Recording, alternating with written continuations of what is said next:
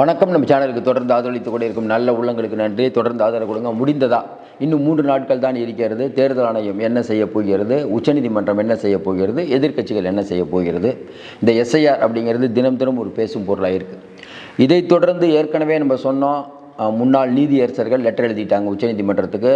உயர்நீதிமன்ற வழக்கறிஞர்கள் சங்கம் லெட்டர் எழுதியிருக்காங்க இந்த எஸ்ஐஆரை பற்றி. இன்னும் குறிப்பாக சொல்லணுன்னா சமூக ஆர்வலர்கள் லெட்டர் எழுதியிருக்காங்க. ஜனநாயக சீர்திருத்த சங்கத்தின் பேராசிரியர் ஜெகதீப் சோகர், முன்னாள் ஐஏஎஸ் அதிகாரிகள் இஏஎஸ் சர்மா மற்றும் ஜவஹர் சிர்கார் மற்றும் ஆர்வலர் டிஸ்டா செடல்வார் உள்ளிட்டோர் இந்த பிரச்சாரத்தை தொடங்கியுள்ளனர். அதாவது இதை ஜனாதிபதி இதை கண்காணிக்கணும் அப்படின்ட்டு அனுப்பியிருக்காங்க. ஏற்கனவே தெரியும் ஜனாதிபதி என்ன பண்ணுவாருங்கிறது ஊருக்கே தெரியும். அப்படிப்பட்ட சூழ்நிலையில் ஜனாதிபதிகிட்ட போய் இந்த எஸ்ஐஆரை அமல்படுத்த சொல்லி தேர்தல் ஆணையத்துக்கு உத்தரவிடுங்க அப்படின்னு சொல்கிறது நல்லதா, இல்லை உச்சநீதிமன்றத்தில் சொல்கிறது நல்லதா? நீங்கள் கேட்கலாம், ரெண்டில் உச்சநீதிமன்றமே பரவாயில்லைங்கன்னு சொல்லலாம்.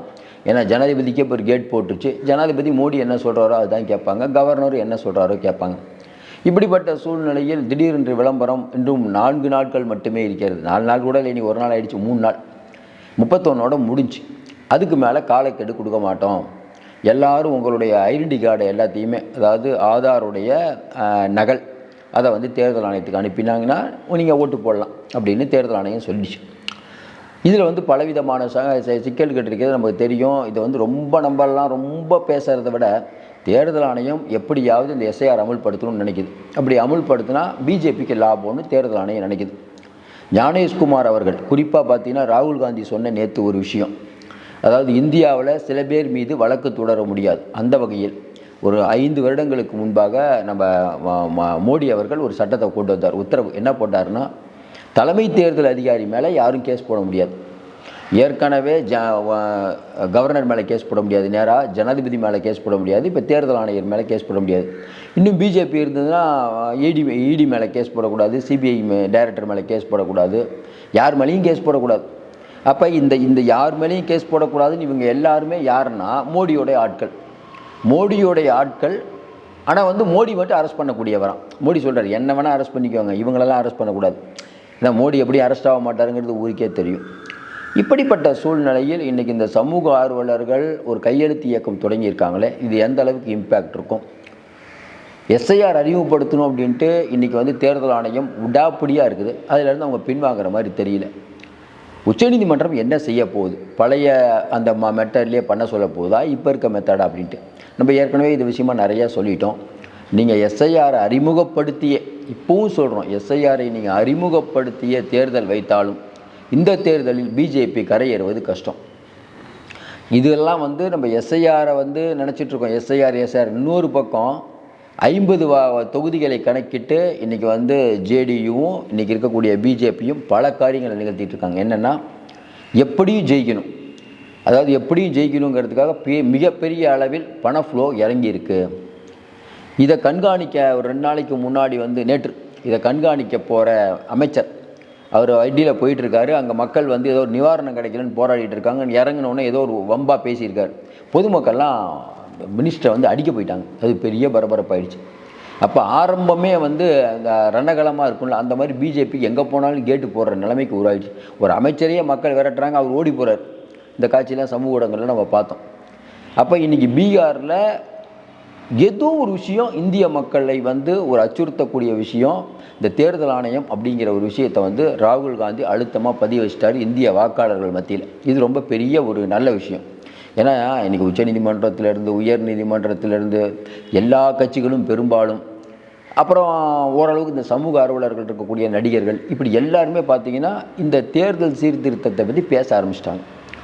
அப்போ இந்த தேர்தல் சீர்திருத்தம், அந்த ஓட்டிங் மிஷின், ஏற்கனவே அந்த ஓட்டிங் மிஷினில் பிரச்சனைன்னு சொன்னோம். இப்போ வாக்காளர்கள் உள்ளே ஓட்டு போகிறதே சிக்கல். திடீர் திருப்பமாக யூபியில் இருக்கக்கூடிய நிறைய பேருக்கு பீகாரில் வாக்கு இருக்குது அப்படின்னு அந்த வாக்காளர் லிஸ்ட், அது ஒரு பெரிய சிக்கலாக போச்சு. இப்போ தேர்தல் ஆணையம் இப்போ மறுத்துருக்காங்க. அதனால் இந்த மாதிரியான ஒரு விஷயங்களை இன்றைக்கி எப்படி எதிர்கொள்ள போகுதுன்னு தெரியல. ஒரு பக்கம் கபில் சிபில், சிங்வி அவர்கள்லாம் உச்சநீதிமன்றத்தில் கண்டிப்பாக நியாயம் கிடைக்குங்கிறாங்க. ஆனால் எல்லாருக்கும் எழக்கூடிய சந்தேகம், இப்போ உச்சநீதிமன்றம் இதை எப்படி ஹேண்டில் பண்ணும்? ஏன்னா ஒரு 3 நாள் தான் இருக்குது, 31 முடியுது. சப்போஸ் இதை எக்ஸ்டெண்ட் பண்ணுங்க அப்படின்னா தேர்தல் ஆணையம் இல்லைங்க தேர்தல் நடத்துறதுக்கு காலக்கெடு வந்துருச்சு, இன்னும் எக்ஸ்டெண்ட் பண்ணிக்கிட்டே இருந்தீங்கன்னா எங்களால் தேர்தல் நடத்த முடியாது, அதனால் தேர்தலை தள்ளி வைக்க வேண்டும் சொல்லிட்டு தேர்தலை தள்ளி வைக்க அதாவது ஏற்பாடு நடக்குதோ. ஏன்னா எலெக்ஷன் வந்து நடக்கணும்னா ஓட்டரிங் லிஸ்ட்டு வேணும். இப்போ நிதிஷ்குமார் இருக்கார், நிதிஷ்குமாரை இன்னும் கொஞ்சம் ஒரு 3 மாதம் அப்படியே பதவி நீட்டி வைக்கலாமா, இல்லை ஆளுநர் ஆட்சி கூட போடுவாங்க. ஆளுநர் ஆட்சி போடுறதுக்கு நிதிஷ் ஒத்துக்குவாரா? ஏன்னா பதவி காலம் முடிஞ்ச பிறகு நீங்கள் வந்து அதை வந்து அந்த பதவியில் கண்டினியூ பண்ண முடியுமா? இந்த வருஷத்துக்குள்ளே 5 வருஷம்னா 5 வருஷம்தான். அதுக்கப்புறம் போகிறதுனா அதுக்கு நிறைய சட்ட சிக்கல்கள் இருக்குது. ஜனாதிபதி வரைக்கும் போகணும். ஜனாதிபதி இவங்களால தான் கொடுத்துருவாருன்னு வச்சுக்கோங்க, உச்சநீதிமன்றம் சும்மா இருக்குமா? அசாதாரண சூழ்நிலை ஏற்பட்டால் வரலாம். அசாதாரண சூழ்நிலை இங்கே எப்படி ஏற்படுது?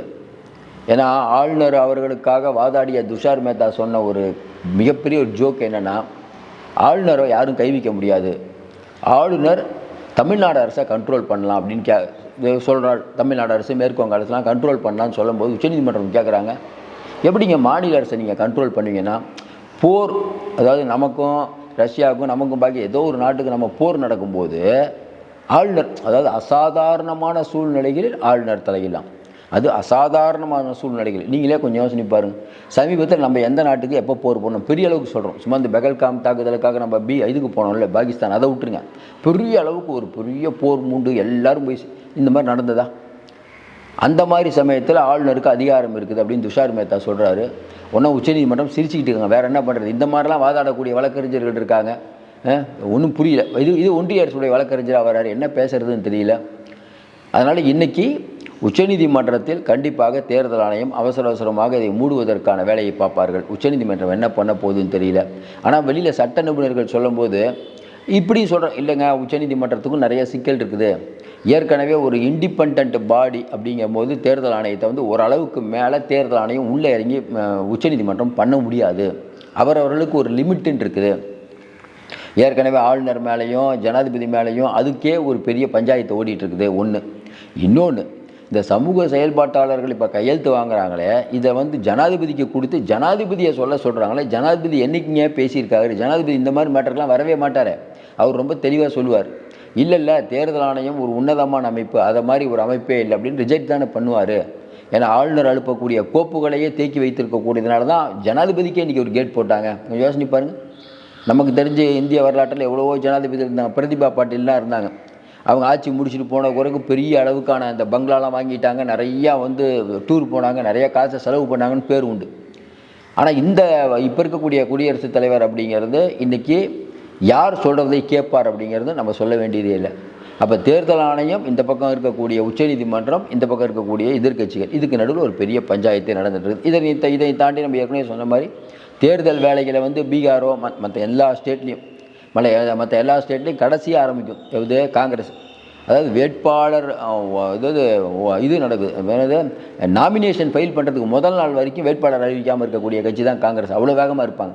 ஆனால் இந்த தடவை பார்த்தீங்கன்னா பீகாரில் காங்கிரஸ் துள்ளி குதிச்சு விளையாடுது. பார்த்துருப்பீங்க, நம்ம ஏற்கனவே இந்த பழைய பதிவில் சொன்னோம். என்னங்க காங்கிரஸ் பிஜேபிலாம் வேலையை ஆரம்பிச்சிட்டாங்க. ஒரு பக்கம் நிதிஷ்குமார் யாத்திரை போக ஆரம்பிச்சிட்டாரு, இன்னொரு பக்கம் தேஜஸ்வி கிளம்பிட்டார். ராகுல் காந்தி சும்மா இருக்கக்கூடாது, ஏதாவது ஒன்று பண்ணணுங்க அப்படின்னும். சரியோ தப்போ மோடி அதற்கு காரணமாகிவிட்டார். மோடி இந்த மாதிரி தேர்தல் ஆணையத்தை வச்சு இந்த மாதிரி சட்டத்தை கொண்டு வரலன்னா ராகுல் காந்தி போயிருப்பார், நடைபெறும், லேட்டாக போயிருப்பார். இப்போ முன்னாடியே போயிட்டார்ல. இது காங்கிரஸுக்கு ஒரு உத்வேகம் தான். ஒன்றுமே இல்லாத காங்கிரஸுக்கு ஒரு உத்வேகம் தான். அதையும் தாண்டி தேஜஸ்விக்கு ஒரு உத்வேகம். அதுவும் இல்லாமல் எத்தனை மாநில முதல்வர்கள் வரும்போது அது பெரிய இம்பேக்ட், மக்கள்கிட்ட இம்பேக்ட் தானே முக்கியம். மக்கள் என்ன நினைக்கிறாங்க, பிஜேபி தான்ப்பா வரும், தேர்தலில் ஏதாவது தெல்லுமுள்ளு பண்ணிட்டாங்க. இல்லைங்க, அப்படியே தெல்லுமுள்ளு பண்ணாலும் பிஜேபி ஜெயிக்காது. பிஜேபி இவ்வளோ நாள் பண்ணது வேறு, இப்போ பண்ணது வேறு. தேர்தல் ஆணையத்துக்கு ஒரு நெருக்கடி கொடுத்துருச்சு அப்படிங்கிற ஒரு விஷயத்தை இன்றைக்கி காமன் மேனுக்கு கொண்டு செலுத்தி கொண்டிருக்கிறார்கள். உச்சநீதிமன்ற நீதியரசர்கள் கவாய் ஆகட்டும், சூரியகாந்த் ஆகட்டும், எல்லாருக்கும் இது தெரியும். அவரோட நம்மளை மாதிரி தானே, அவங்க நம்மளோட அதிகமாக தெரியும். தினசரி நாளிதழ் படிக்கிறாங்க, என்ன நடந்துகிட்ருக்கு அப்படிங்கிறது தெரியும். அப்போ வந்து ஞானேஷ்குமார் மேலே நீங்கள் கேஸ் போடக்கூடாதுங்கிறீங்க. அதாவது எப்படியா, உச்சநீதிமன்ற நீதியரசர், பிரதமர், எதிர்க்கட்சி தலைவர் 3 பேரும் சேர்ந்து தேர்தல் ஆணையரை தேர்ந்தெடுக்கிற நடைமுறை இருந்துச்சுல்ல, அப்போ தேர்தல் ஆணையர் மேலே நீங்கள் வழக்கு தொடரலாம். ஆனால் மோடி, ராகுல் காந்தி, மோடிக்கு வேண்டியப்பட்ட ஒரு அமைச்சர் 3 பேரும், யார் மெஜாரிட்டி? மோடி. அவர் ஒரு ஆளை தேர்ந்தெடுப்பாரா ஞானேஷ்குமார், அவர் மேலே நீங்கள் வழக்கே போட முடியாதான். நமக்கு ஒன்றும் புரியல, ஏங்க இவர் மேலே வழக்கு போடக்கூடாது, அவர் மேலே கூடாதுன்னா அப்போ வந்து இனிமேல் வந்து அமைச்சர்கள் மேலே யாரும் வழக்கு போடக்கூடாது, எம்பிக்கள் மேலே, எம்எல்ஏக்கள் மேலே யார் மேலேயும் வழக்கு போடக்கூடாதுன்னு ஒரு சட்டத்தை கொண்டு வந்துருங்களேன். எதுக்கு இந்த மாதிரி ஒருத்தர் நீங்கள் தனித்தனியாக கொண்டு வரீங்க? அப்போ முழுக்க முழுக்க என்ன ஆச்சு, சர்வாதிகார ஆட்சி. அதை நோக்கி தான் நீங்கள் போயிட்டுருக்கீங்க. ஆர்எஸ்எஸ்னுடைய கொள்கைகளை வலியுறுத்தி வேகமாக சென்று கொண்டிருக்கிறது பிஜேபி. இந்தியாவை இவர்கள் கபலீகரம் செய்யலாம் என்று நினைக்கிறாங்க. நம்ம தொடர்ந்து நிறையா சொல்லிட்டோம். இயற்கை அப்படிங்கிறது யாரையும் அப்படி விடாதுங்க. அதனால் நம்ம நிறைய பேர் பயப்படுறாங்கள. கண்டிப்பாக என்னங்க மோடி எல்லா இடத்துக்கும் வந்துட்டார். நம்ம இன்றைக்கி கூட ஊருக்கு போக ஆரம்பிச்சிட்டார். ஜப்பான் ஏதோ 2-3 நாடு போகிறார். அவர் உலகம் சுற்றும் வாலிபனாக உலகத்தை சுற்றி கொண்டிருக்கிறார். நம்ம காசில் நம்மகிட்ட இருக்கக்கூடிய பணத்தெல்லாம் கொண்டு போய் வெளியில் கொண்டு வந்து இவரே மெடல் வாங்கிக்கிறார். பார்த்துருப்பீங்க, எல்லா ஊரில் போனாலும் மோடிக்கு மெடல் கொடுப்பாங்க. அண்ணாமலை கூட சொல்லியிருக்காரு, பணம் கொடுத்தா யார் வேணா தான் தருவாங்க. பணம் கொடுத்தா டாக்டர் பட்டம் கொடுக்குறாங்கல்ல, நிறையா இதில் பார்த்துருப்போம் நம்ம. அந்த மாதிரி பணம் கொடுக்குறாரு எல்லா ஊருக்கும். எல்லோரும் இப்படி ஒரு ஆளே இல்லை, மோடி மாதிரி ஒரு ஆளே இல்லைன்ட்டு. நாளைக்கு அவர் தோற்று போயிட்டு போனார்னா உங்களுக்கு தெரியும், ஜனாதிபதி இதில் அமெரிக்காவில் உள்ளே விடாமல் வச்சுருந்தாங்க இவரை பற்றி. அந்தளவுக்கு வெறுப்பு பேச்சு பேசினவர் தான் இவர். இந்திய மக்களுக்கு நம்ம ஓட்டு போட்டு ஒரு தடவை தேர்ந்தெடுத்தோம். அதுக்கப்புறம் அவங்களே சில வேலையெல்லாம் பண்ணி அவங்களே தேர்ந்தெடுத்து கொண்டு இருக்கிறார்கள். இது பிரச்சனையாகுமா இல்லையாங்கிறது அநேகமாக இன்றைக்கும் கேஸ் இருக்குது, தெரிந்துவிடும். எது அப்படி இருந்தாலும் பீகாரில் இவர்களுடைய தோல்வி உறுதி அப்படிங்கிறது தான் நமக்கு கிடைக்கிற தகவல். பொறுத்திருந்து பார்ப்போம். தொடர்ந்து நிறைய அண்மை தகவலை தந்துட்டுருக்கோம். சப்ஸ்கிரைப் பண்ணி பார்த்து ஊக்கம் கொடுங்க. நன்றி, வணக்கம்.